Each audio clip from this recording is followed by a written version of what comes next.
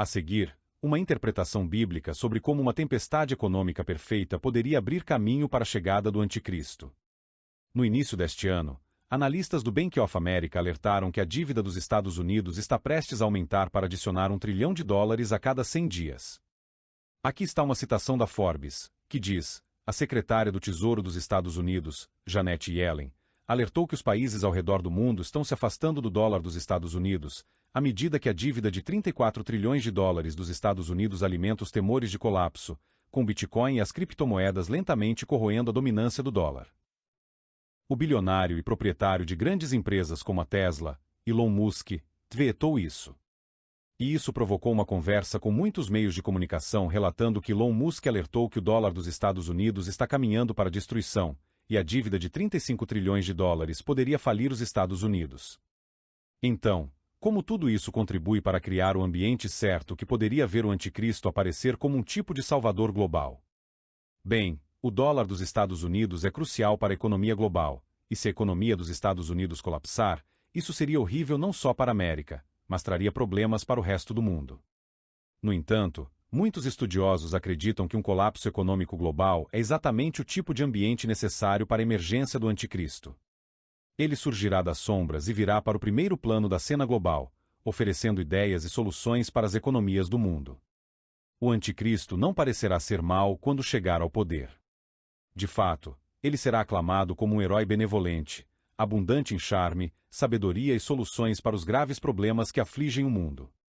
Nos últimos dias, o reinado do Anticristo é mencionado ao longo da Bíblia. São os escritos do apóstolo João, suas epístolas e o livro de Apocalipse que fornecem a maior visão sobre seu caráter e plano maligno. João descreve um líder mundial que será diferente de qualquer outro na história. Os líderes mundiais o convidarão e encorajarão a liderar não apenas um país, região ou grupo religioso, mas o mundo inteiro o aceitará como um líder global porque ele virá e apresentará soluções.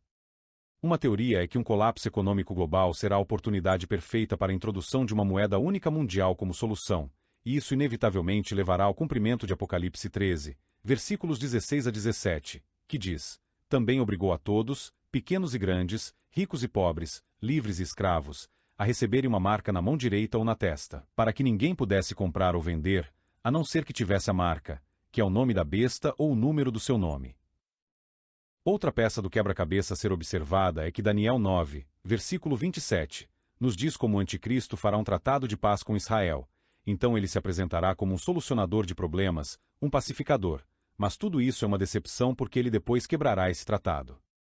Para que seu poder seja realmente afirmado, ele inevitavelmente imporá este novo sistema mundial, um novo sistema financeiro global que será projetado para escravizar a humanidade. O Anticristo reduzirá as vidas das pessoas a um jugo opressor. Elas deverão portar a marca do seu nome na testa ou na mão para comprar ou vender qualquer coisa. Não poderão fazer nenhuma dessas coisas se não tiverem a marca. Este homem será apoiado por uma força sobrenatural maligna, permitindo-lhe tomar o controle completo das nações, seu destino e seus sistemas, garantindo que sejam totalmente leais a ele e somente a ele. Durante esta parte do reinado do Anticristo, o caos e a confusão reinarão, mas este clima escuro e desesperador também produzirá falsos mestres e falsos profetas das sombras de cada canto. Eles ensinarão e pregarão doutrinas distorcidas e mentirosas que levarão muitas almas aos abismos do inferno. Eles correrão para a bandeira do Anticristo como se fossem cordeiros sendo levados ao matadouro porque seus corações foram pegos na armadilha da promessa de uma vida mais fácil. Mas em vez de encontrar a utopia que esperavam e aguardavam, no fim verão o abismo que os engolirá. O sistema monetário mundial representa o desejo do Anticristo de controlar todos os aspectos da vida humana, até mesmo nossas necessidades básicas. Mas sejamos encorajados, pois Deus nos avisou desses eventos com antecedência. Ele nos deu sua palavra para nos equipar com discernimento e sabedoria. A palavra de Deus nos disse isso para que sempre estivéssemos vivendo na verdade que está na Bíblia. Porque quando você conhece a verdade e a luz que é a palavra de Deus, você não pode ser enganado pelo Anticristo ou pelo espírito do Anticristo, que, segundo a Bíblia, já está em operação no mundo hoje.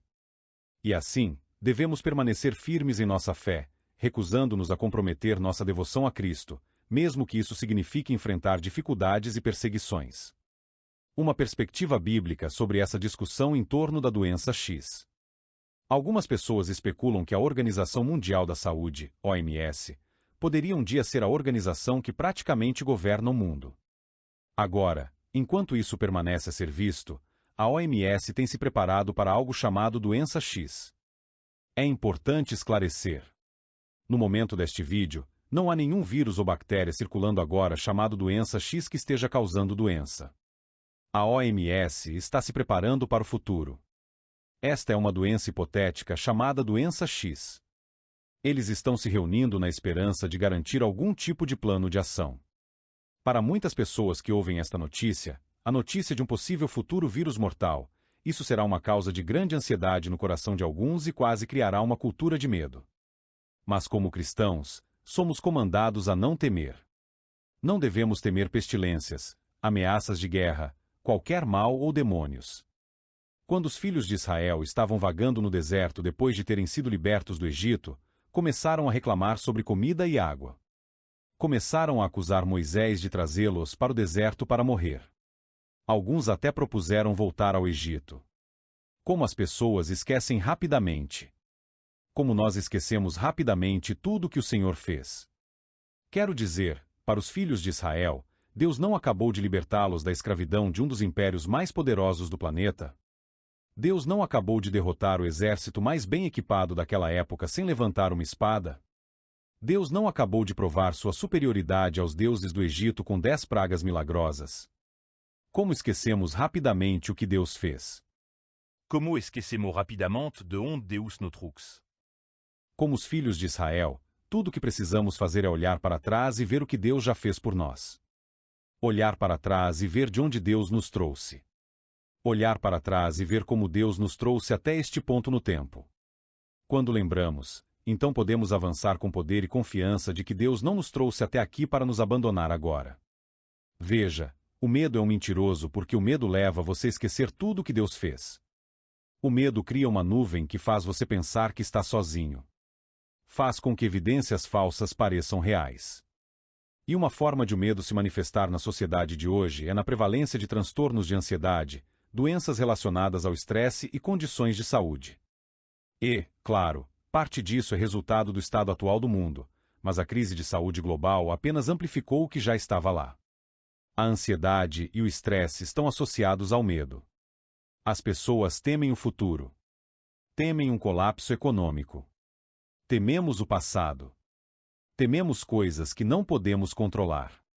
E não queremos admitir que a maior parte da nossa vida está fora de controle. Não temos controle sobre quando nascemos ou quando morremos. Somos lembrados de nossa falta de controle quando enfrentamos um diagnóstico indesejado ou um desastre natural. É por isso que Jesus nos convida, nos ordena, a não nos preocuparmos. Mateus capítulo 6, versículo 25, nos diz: portanto, eu lhes digo, não se preocupem com a sua vida, quanto ao que comer ou beber, nem com o seu corpo, quanto ao que vestir. Não é a vida mais importante que a comida, e o corpo mais importante que a roupa. De vez em quando, algo surge em nossas vidas e nos lembra de que não estamos no comando. Algo aparece para nos lembrar que não estamos no controle. Não somos tão fortes quanto pensávamos que éramos. Não estamos tão preparados quanto pensávamos que estávamos, e somos muito mais vulneráveis do que jamais sonhamos. E acredito que é por isso que 1 Coríntios capítulo 10, versículo 12, diz: assim, aquele que pensa que está de pé, cuidado para que não caia. E assim precisamos ter um pouco de humildade em nossas vidas. Se as coisas estão bem com você, então louve a Deus. Mas não olhe para os outros que estão lutando de cima para baixo.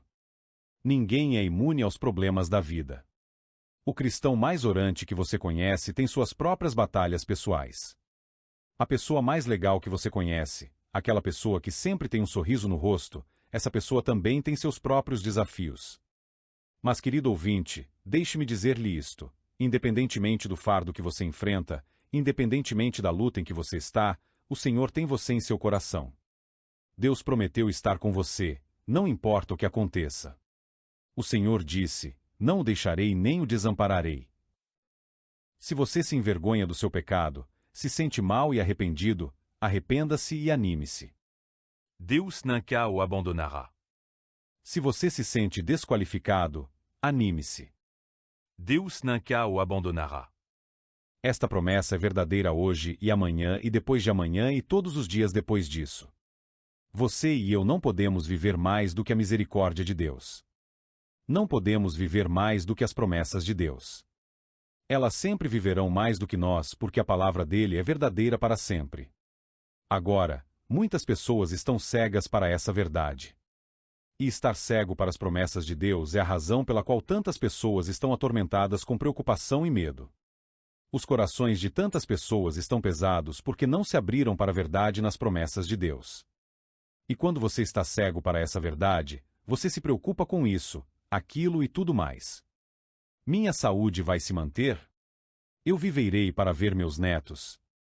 Os solteiros se perguntam se algum dia se casarão. Casais casados olham para todos os divórcios e se perguntam se conseguirão sobreviver. Eu algum dia serei capaz de ganhar dinheiro suficiente para comprar isso ou aquilo. Estas são algumas das coisas que mantêm as pessoas acordadas à noite. Algumas pessoas acordam e o inimigo que enfrentam se chama depressão. Outros acordam e seu inimigo é a preocupação. Alguns descobrirão que no minuto em que abrem os olhos, aquele adversário gigante chamado ansiedade ou doença está olhando diretamente para eles. Mas talvez a força ou espírito subjacente por trás de muitos sentimentos negativos seja o medo. O medo fará com que alguém fique ansioso o tempo todo. O medo deslocará a alegria na vida de alguém e o deixará abatido, deprimido e sentindo-se sem esperança. O medo ampliará a tragédia e cegará você para todo o resto que é bom ou que é uma bênção de Deus. Veja, o medo é mais do que apenas um pensamento negativo. É mais do que uma emoção. O medo é um espírito. 2 Timóteo capítulo 1, versículo 7, diz: Pois Deus não nos deu um espírito de covardia, mas de poder, de amor e de equilíbrio. A tradução ampliada elabora e diz: Pois Deus não nos deu um espírito de timidez ou covardia ou medo, mas Ele nos deu um espírito de poder e de amor e de julgamento e disciplina pessoais, habilidades que resultam em uma mente calma e equilibrada e autocontrole. O medo é um espírito. A Bíblia não diz que Deus não nos deu um sentimento ou emoção chamada medo. Não, ela diz que Ele não nos deu um espírito de medo. O espírito de medo mente. O espírito de medo vem para sabotar sua fé e saquear sua crença. O espírito de medo é um espírito paralisante. O espírito de medo é uma das armas de escolha do diabo por causa de como ele pode consumir a mente e o coração de uma pessoa. E como filhos de Deus, precisamos saber disso e repreender esse espírito de nossas vidas. Nas partes mais íntimas de nossos corações, precisamos estar convencidos, persuadidos e certos de que Deus nos deu um espírito de amor, poder e uma mente sã. Em nenhum lugar dessa lista diz que Deus nos deu um espírito de medo. Então, por que tantos de nós aceitam isso em nossas vidas? Por que caímos vítimas disso vez após vez? Ore contra esse espírito e repreenda-o de sua vida, santos. Há poder no nome de Jesus Cristo. Há poder no sangue de Jesus Cristo. E como filhos de Deus, devemos saber disso. Devemos nos opor a esse espírito, certificando-nos de que estamos cobertos pelo sangue de Jesus Cristo. Podemos nos opor ao espírito do medo, certificando-nos de que nossas vidas estão ancoradas na palavra de Deus e em suas promessas. À medida que você constrói sua fé, bloqueia o espírito do medo. O medo e a fé não se misturam. Eles são completos opostos. Se você tirar apenas uma coisa da minha mensagem hoje, que seja isso: Deus não lhe deu um espírito de medo. Ele lhe deu um espírito de poder, amor e uma mente sã. Deuteronômio 31, versículo 8, diz: O Senhor, Ele mesmo, irá adiante de você e estará com você. Ele nunca o deixará, nem o abandonará. Não tenha medo, não desanime. Esta é a palavra de Deus para você. Ele não o deixará. Ele não o abandonará. Ele terminará o trabalho que chamou você para fazer. Tudo que Deus tem para nós está contido nestas palavras simples: Eu nunca o deixarei. O que quer que você precise do Senhor, Ele fornecerá, porque Ele nunca o deixará. Se você se sente inadequado, isso é bom, porque você dependerá ainda mais do Senhor. Deus nunca começa nada que Ele não termina. Efésios capítulo 3, versículos 16 a 17, diz: Ouro para que, com suas gloriosas riquezas, Ele os fortaleça com poder por meio de seu Espírito no íntimo de seu ser, para que Cristo habite em seus corações mediante a fé. E oro para que vocês, arraigados e alicerçados em amor. Note que a Bíblia diz, para que Cristo habite em seus corações mediante a fé. Jesus Cristo só habitará em seu coração quando houver fé. A fé dissipa o medo. A fé acalma um coração perturbado. A fé é a cura para um coração perturbado. A palavra de Deus nos diz para não deixarmos nossos corações ficarem perturbados. Está nos dizendo para termos fé. Tenha fé que Jesus Cristo salvará e resgatará de qualquer coisa que você possa enfrentar nesta vida. O Salmo 50, versículo 15, diz: Clame a mim no dia da angústia, eu o livrarei, e você me honrará. Deus quer que você o chame. Ele diz: confie em mim nos momentos de dificuldade e eu o resgatarei. O medo fará com que alguém fique ansioso o tempo todo. O medo deslocará a alegria na vida de alguém e o deixará abatido, deprimido e sentindo-se sem esperança. O medo ampliará a tragédia e cegará você para todo o resto que é bom ou que é uma bênção de Deus. Veja, o medo é mais do que apenas um pensamento negativo. É mais do que uma emoção. O medo é um espírito. 2 Timóteo capítulo 1, versículo 7, diz: Pois Deus não nos deu um espírito de covardia, mas de poder, de amor e de equilíbrio. A tradução ampliada elabora e diz: Pois Deus não nos deu um espírito de timidez ou covardia ou medo, mas Ele nos deu um espírito de poder e de amor e de julgamento e disciplina pessoais, habilidades que resultam em uma mente calma e equilibrada e autocontrole. O medo é um espírito. A Bíblia não diz que Deus não nos deu um sentimento ou emoção chamada medo. Não, ela diz que Ele não nos deu um espírito de medo. O espírito de medo mente.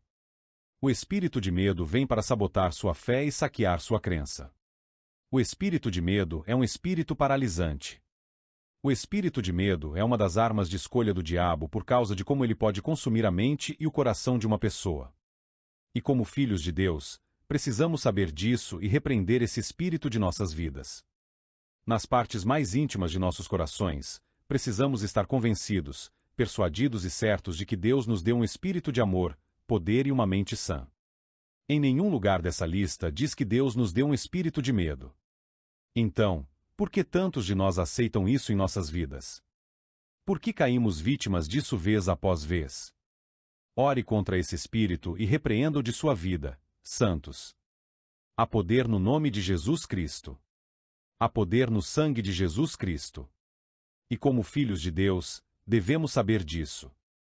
Devemos nos opor a esse espírito, certificando-nos de que estamos cobertos pelo sangue de Jesus Cristo.